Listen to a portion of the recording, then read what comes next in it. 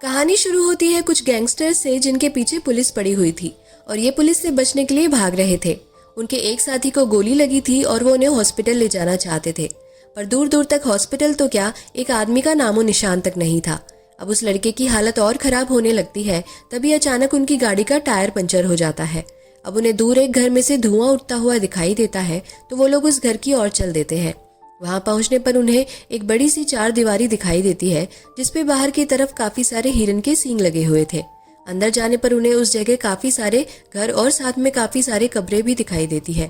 अब वो लोग उसी घर की ओर बढ़ते हैं जहाँ से धुआं आ रहा था। अब क्रिस उस घर को चेक करता है। वो एक छोटा सा घर था जहाँ उन्हें काफी लोगों के स्केचेस लगे हुए दिखाई देते हैं। अब उनका दोस्त डर से चिल्लाने लगता है, तो वो लोग उसके पास आ जाते हैं। वहाँ उन्हें पहले से ही एक लड़की बैठी हुई मिलती है जिसका नाम मैरी था। अब वो लोग मैरी को वहां से हटने को बोलते हैं, पर मैरी उनकी तरफ एक गन तान देती है, जिससे वो सब भी उसकी और अपनी अपनी पिस्टल लगा देते हैं। अब वो लोग मैरी से उसकी गन ले लेते हैं। तभी मैरी की बहनें भी वहां आ जाती हैं। तब क्रिस उनसे कहता है कि प्लीज हमारी हेल्प करो, पर वो लड़कियां उनकी कुछ हेल्प नहीं कर पाती, क्योंकि वो लोग यहाँ अभी पुराने जमाने में ही जी रहे थे। उनके पास कोई फोन या इंटरनेट नहीं था। वो बस उन्हें अपने पास रहने के लिए हाँ कह देती है। तो वो लोग अब अपने जख्मी दोस्त को मैरी के पीछे पीछे एक दूसरे घर में ले आते हैं, जहाँ एक और आदमी लेटा हुआ था। अब मैरी उस आदमी के घाव को दवाइयाँ लगाकर ठीक करने की कोशिश करती है। वो उनको ये भी बताती है कि वो आज तक इस जगह से कभी बाहर नहीं निकली है, इसलिए जब वो यहाँ से बाहर जाएगी तो वो पूरी दुनिया घूमना चाहती है। अब वो उनसे कहती है कि उनका दोस्त अब ठीक है और उसे बस उसके जख्मों पर टाँके लगाने हैं, तब तक वो लोग खाना खा कर आ सकते हैं। अब क्रिस और उसके साथी बाहर आ जाते हैं और इधर मैरी उस आदमी के जख्म सिलने लगती है, पर तभी वो उसके मुंह को भी टांकों से सिल देती है। दूसरी तरफ मैरी की बहन एना उनमें से एक आदमी को एक रूम में लेकर जाती है। उसे बिस्तर दिखाकर वहां लेटने को कहती है। वो जैसे ही उसमें लेटता है तो वो सीधे एक गड्ढे के रूम में गिर जाता है और एना उसके ढक्कन को बंद कर देती है। अब मैरी की तीसरी बहन क्रिस और उसके भाई को खाना खिला रही होती है, जहाँ क्रिस का भाई उस लड़की से बातें करने की कोशिश करता है, पर वो लड़की उसका कोई जवाब नहीं देती। अब मैरी यहाँ आती है और उनको बताती है कि उसकी ये बहन बोल नहीं सकती। क्रिस का भाई उनसे पूछता है कि उन्हें खाने में किस जानवर का मीट खिलाया गया है, पर वो दोनों लड़कियां उसका भी कोई जवाब नहीं देती। अब क्रिस का भाई बोलता है कि वो अपने दोस्त को देखने जाना चाहता है, पर फिर मैरी हड़बड़ाकर बोलती है कि अभी नहीं, अभी तो वो सो रहा है। उसको देखकर क्रिस को उस पर डाउट होने लगता है, तो वो अपने दोस्त को देखने उसके पास चला जाता है। वो देखता है कि उसके दोस्त के सीने में चाकू लगा हुआ था और उसका मुंह सिला हुआ था और वो इतनी बुरी तरीके से मारा गया था। उसको देखकर क्रिस भी घबरा जाता है। तभी वहां रूम में उसे किसी जानवर की आवाज सुनाई देती है, पर उसे दिखाई कुछ नहीं देता। तभी उसके पीछे से उसे वो आदमी दिखाई देता है जो यहाँ पहले से ही मौजूद था। क्रिस को दिखाई देता है कि उस आदमी के पैरों को तो चेन से बांधा हुआ था। अब क्रिस उसकी चेन तोड़कर उसको बाहर निकालता है। अब वो उसको लेकर जा ही रहा था कि उस आदमी का दूसरा पैर अभी भी चेन से बंधा हुआ था और फिर वो जानवर उस आदमी को वापस कमरे में खींच लेता है और उसके बाद उस कमरे से सिर्फ उसकी चीखें बाहर आती है। दूसरी तरफ क्रिस का साथी उस गड्ढे में लाइटर जलाता है तो उसे वहां सिर्फ इंसानों की हड्डियां दिखाई देती है। अब क्रिस मैरी को आकर डराता है कि बताओ यहाँ क्या चल रहा है, वरना मैं तुमको मार दूंगा। वो साथ में बताता है कि उसे एक और आदमी बाहर मरा हुआ मिला है, जिससे मैरी भी दुखी हो जाती है। अब दूसरी तरफ क्रिस का भाई मैरी की ना बोलने वाली बहन का पीछा करते हुए उस स्टोर रूम में पहुंच जाता है जहां उनका एक साथी गड्ढे वाले रूम में था। इधर मैरी की दूसरी बहन भी पहले से होती है, जो क्रिस के भाई से प्यारी प्यारी बातें करके उसके ऊपर कुल्हाड़ी से वार कर देती है। अब उसको वो लोग उल्टा लटका देते हैं और उसके ब्लड को एक बर्तन में इकट्ठा करने लगती है। अब पता चलता है कि क्रिस को जो आदमी मरा हुआ मिला था वो आदमी इन तीनों बहनों के पापा होते हैं, इसलिए मैरी अपने पापा के लिए प्रे करने लगती है। दूसरी तरफ क्रिस इस जगह की छानबीन करने में लगा हुआ था। उसे यहाँ खूब सारी गाड़ियों की नंबर प्लेट्स दिखाई देती है। उनको देखकर क्रिस समझ जाता है कि उनकी गाड़ी का टायर भी इन्हीं लड़कियों ने पंचर करवाया था।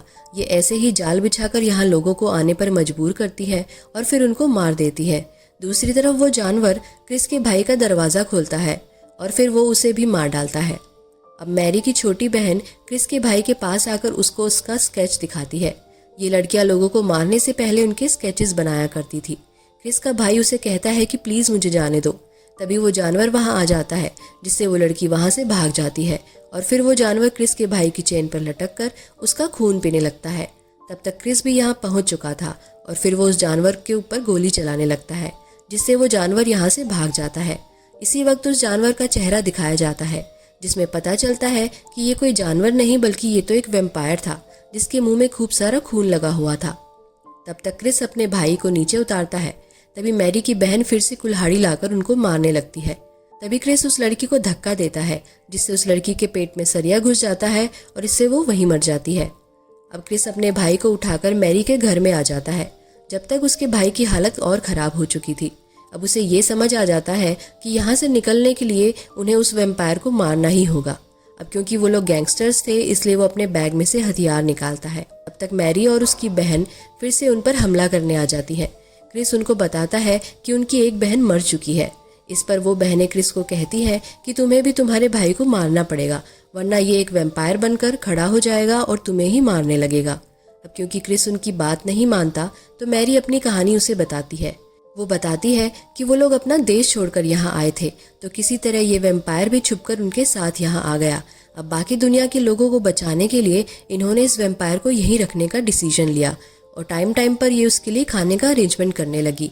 पर जैसे जैसे उसका खाना खत्म होने लगा वो वैम्पायर उस लड़के के गांव के लोगों को ही खाने लगा। इसलिए यहाँ पर इतनी सारी कब्रें भी बनी हुई थी और तब से बस ये 3 बहनें और इनके पापा ही जिंदा बचे थे।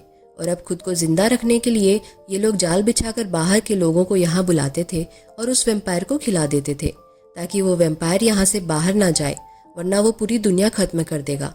क्योंकि वो जिसको काट लेता है वो भी एक वैम्पायर बन जाता है। तब तक क्रिस के भाई को होश आने लगता है, पर तब तक वो एक वैम्पायर बन चुका था और अब वो अपने भाई पर ही हमला करने लगता है। और बस इसी बीच क्रिस को अपने भाई को मारना पड़ता है। पर इस लड़ाई के दौरान मैरी की बहन को भी चाकू लग गया था और वो भी मरने वाली थी। वो उनसे कहती है कि वो मरते मरते उनकी हेल्प करना चाहती है, इसलिए वो उन्हें एक ट्रैप बनाने को बोलती है जिसमें वो वैम्पायर के सामने जाएगी और जब वैम्पायर उसे मारने आएगा तब मैरी और क्रिस मिलकर उसे मार देंगे। अब मजबूरन उन्हें ऐसा करना पड़ता है। वो अपनी बहन को स्टोर रूम में ले आती है।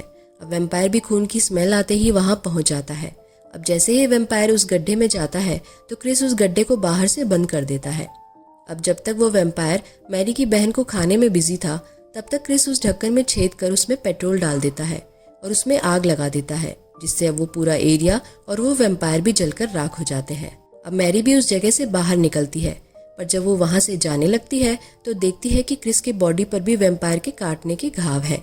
इसका मतलब थोड़ी ही देर में क्रिस भी वैम्पायर बन जाएगा और इसलिए अब मैरी को क्रिस को भी मारना पड़ेगा। इसलिए वो उसके दरवाजे को बंद कर देती है और इसी के साथ साथ हमारी कहानी खत्म हो जाती है। दोस्तों, अगर आपको एक्सप्लेनेशन पसंद आया हो तो please like and subscribe my channel.